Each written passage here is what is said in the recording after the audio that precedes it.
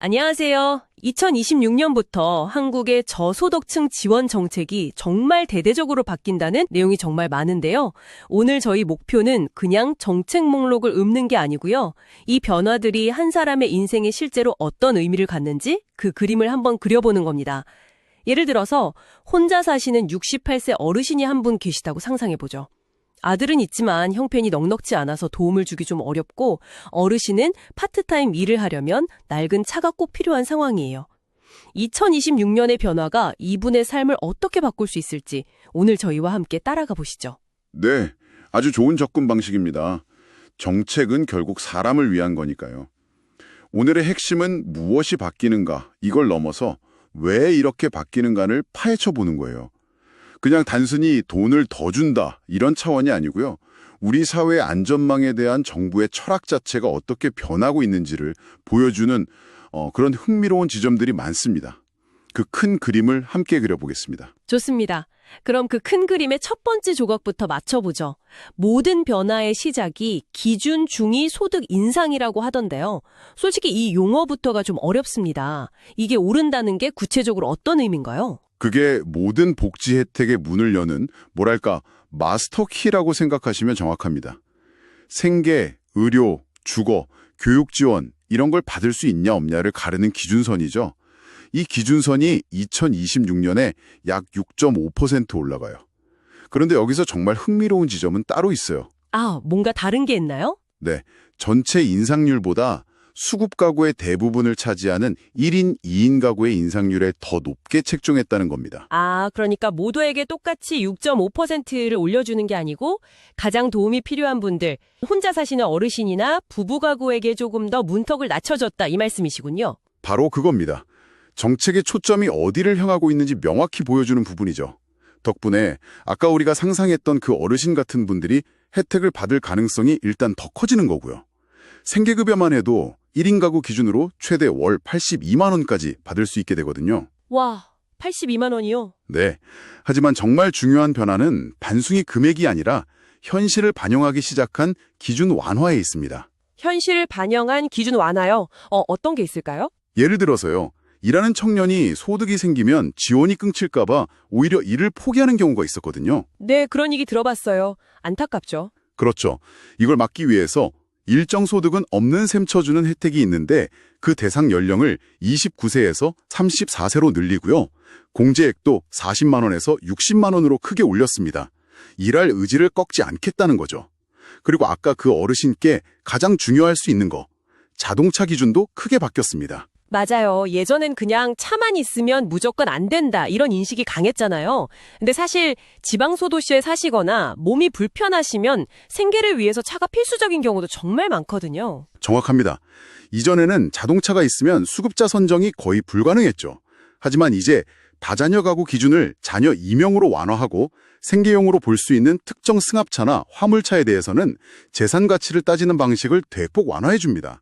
자료에 나온 예시를 보면 정말 극적인데요. 어떤 사례였죠? 자녀 둘이랑 7인승 승용차가 있어서 생계급여를 한 푼도 못 받던 가구가 있었어요. 이 가구가 2026년부터는 월 39만 원을 받을 수 있게 됩니다. 와... 네, 일을 하기 위해 꼭 필요한 자산을 무조건 부이익으로 보지 않겠다.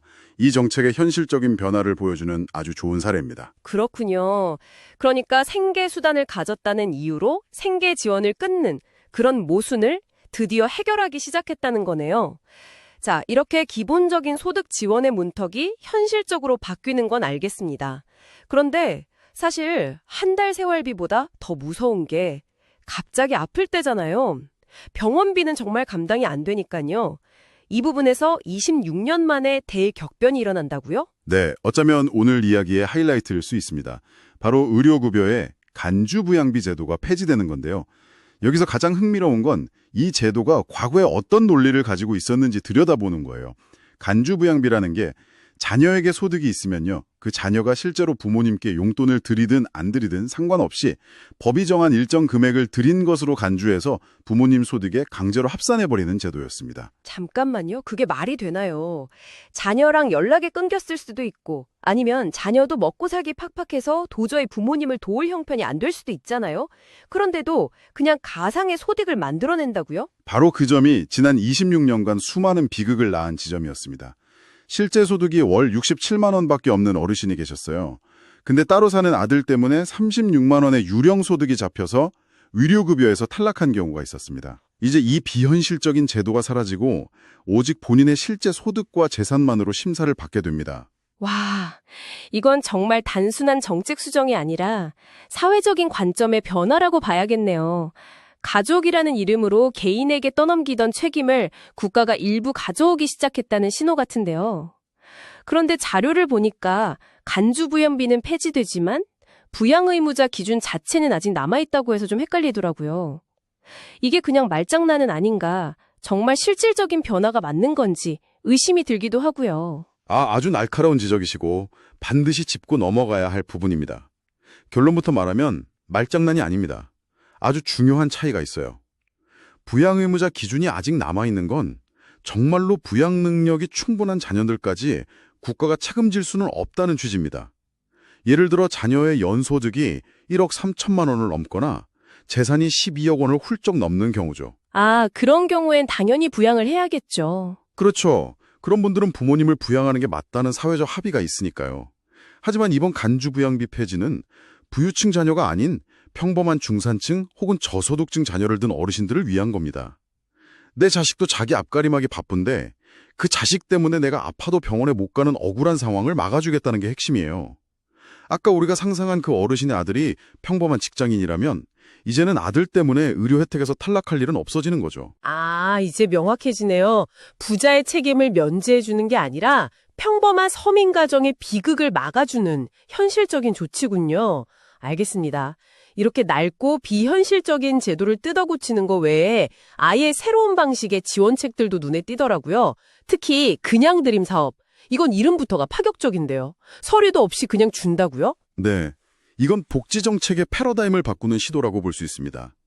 기존의 복지가 의심과 서류로 시작했다면 위기 상황에 처한 분이 동네 가게나 약국 같은 드림 스토어를 찾아가면 첫 방문 시에는 아무것도 묻지도 따지지도 않고요. 2만 원 상당의 먹거리나 생필품을 즉시 지원합니다. 일단 급한 불부터 끄게 해주는 거군요. 그런데 이걸로 근본적인 문제는 해결되진 않잖아요. 맞습니다. 그래서 이게 더 똑똑한 시스템인 거죠. 음식을 건네는 게 최종 목표가 아니에요. 그건 악수 같은 겁니다. 그렇게 한 번, 두 번 도움을 받으러 오시면 자연스럽게 대화가 시작되고 혹시 더 필요한 건 없으세요? 라며 상담으로 연결됩니다. 그렇게 해서 그분에게 정말 필요한 주거 지원이나 의료 지원 같은 제도적 도움을 찾아주는 거죠. 아, 그러니까 이걸 계기로 해서 진짜 필요한 도움을 주는 거군요. 네. 서류부터 내밀었다면 절대 복지 시스템 안으로 들어오지 않았을 위기각오를 조건 없는 도움을 통해 발굴해내는 선제적인 시스템인 셈입니다. 와, 발상이 정말 다르네요. 도움이 필요한 사람은 스스로 찾아와 증명하라가 아니라 우리라 먼저 손을 내밀 테니 그 손을 잡기만 해라. 이런 느낌이에요. 그 외에 또 일상생활에 힘이 되는 정책들도 있죠. 네, 두 가지가 중요합니다. 첫째, 월 4만 원 상당의 신선한 국산 농산물을 살 수 있는 농식품 바우처 지원 대상이 청년 가구까지 확대됩니다. 식비 부담도 줄이고 건강도 챙기라는 거죠. 둘째, 정액 패스라는 새로운 대중교통 카드가 도입됩니다. 이건 특히 어르신들께 아주 유용한데요. 월 5만 원대 요금을 내면 최대 20만 원어치까지 대중교통을 이용할 수 있습니다. 오, 그거 좋네요. 네. 병원에 가시거나 친구를 만나러 가실 때 교통비 걱정을 획기적으로 덜어드릴 수 있는 거죠. 교통비 이야기가 나온 김에 기존의 K패스 시스템도 대대적으로 업그레이드 된다고 들었습니다. 그런데 솔직히 자료를 처음 봤을 때 기본형, 모두의 카드 일반형, 플러스형 이런 이름들을 보고 머리가 좀 아팠거든요. 이게 결국 더 복잡해지는 거 아닌가? 이걸 우리 어르신들이 다 이해하고 가장 유리한 걸 고르실 수 있을까 싶던데요. 이게 정말 더 나아지는 게 맞는지 좀 설득을 해주세요. 정확히 보셨습니다. 저도 처음엔 이름 보고 이걸 누가 쓰나 싶었어요. 그런데 이번 개편의 핵심은 정반대입니다. 사용자는 그 복잡한 이름을 하나도 알 필요가 없다는 게 가장 큰 장점이에요. 그래요? 네, 이렇게 생각하시면 쉽습니다. 마치 통신비 자동 컨설턴트 같은 거예요. 우리가 매달 어떤 요금제가 가장 싼지 일일이 비교하기 어렵잖아요. K패스는 그냥 평소처럼 버스 타고 지하철 타고 다니면 월말에 시스템이 제 이용 내역을 알아서 분석합니다. 그리고 기본형, 일반형, 플러스형 세 가지 방식 중에 저에게 가장 환급액이 큰, 즉 가장 유리한 방식으로 자동 적용해서 돈을 돌려주는 겁니다. 그러니까 저는 그냥 카드만 찍고 다니면 제 뒤에서 똑똑한 비서가 가장 좋은 할인 방법을 찾아서 저절로 적용해준다는 거군요. 정확합니다. 제가 대중교통을 별로 안 썼다면 이용 금액의 일정 비율을 돌려주는 기본형이 유리할 거고요. 시내버스나 지하철을 엄청 많이 탔다면 일정 금액 초과분을 100% 돌려주는 모두의 카드 일반형이 더 이득일 수 있죠. 또 GTX처럼 비싼 교통수단을 자주 탔다면 플러스형이 가장 좋을 수 있고요. 이 모든 계산을 시스템이 대신해 주는 겁니다. 이야, 정말 똑똑해졌네요. 네. 특히 2026년부터는 만 65세 이상 어르신들은 K패스 기본 환급률 자체가 30%로 올라가고 모두의 카드 적용 기준 금액도 낮아져서 혜택이 훨씬 더 커집니다. 우리 어르신은 그냥 지금처럼 쓰시기만 하면 예전보다 더 많은 교통비를 돌려받게 되시는 거죠. 자, 오늘 정말 많은 변화를 짚어봤는데요. 이 모든 조각들을 모아보면 어떤 큰 그림이 보일까요? 저는 전반적으로 현실이라는 두 글자가 떠오릅니다. 사람은 일을 해야 하고 때로는 차가 필요하며 성인 자녀에게 디딜 수만은 없는 게 진짜 현실이잖아요. 제도가 드디어 그 현실을 쳐다보기 시작한 것 같습니다. 맞습니다. 아주 정확한 통찰입니다. 과거의 사회 안전망이 당신이 얼마나 가난한지 증명해보세요라고 요구했다면 이제는 당신이 안정적인 삶을 유지하기 위해 무엇이 필요한가요? 라는 질문으로 바뀌고 있는 겁니다. 현대사회의 변화된 가족 구조와 경제 현실을 시스템이 뒤늦게나마 따라잡으려는 노력의 일환인 거죠. 오늘 저희는 새로운 소득 기준부터 26년 만에 획기적인 의료급여 개편, 그리고 그냥 드림이나 똑똑해진 K패스처럼 실생활에 힘이 되는 새로운 지원책까지 2026년부터 변화들을 깊이 파고들어 봤습니다. 네. 오늘 살펴본 정책들은 K패스처럼 시스템이 알아서 최적의 혜택을 찾아주는 등 점점 더 이용하기 편리한 방향으로 발전하고 있습니다. 여기서 이런 질문을 던져보며 마무리하면 어떨까 싶습니다. 이렇게 제도의 문턱이 낮아지고 접근성이 좋아진다면 그 다음 우리가 넘어야 할 장벽은 무엇일까요? 이런 좋은 제도가 있다는 사실 자체를 몰라서 신청 못하는 정보의 격차일까요? 아니면 시스템이 아무리 좋아져도 여전히 우리 마음속에 남아있을지 모를 도움을 요청하는 것에 대한 사회적 편견일까요? 한 번쯤 생각해 볼 만한 질문인 것 같습니다. 정말 좋은 질문이네요. 제도가 사람을 향해 다가오는 만큼 우리 스스로의 생각도 함께 나아가야 한다는 말씀이신 것 같습니다. 오늘 저희가 깊이 파고든 이 내용이 유익했다면 저희 채널도 구독과 좋아요로 응원해주세요. 여러분의 관심이 저희가 더 좋은 내용을 만드는데 정말 큰 힘이 됩니다. 그럼 저희는 다음 주에 또 다른 흥미로운 자료를 들고 찾아오겠습니다.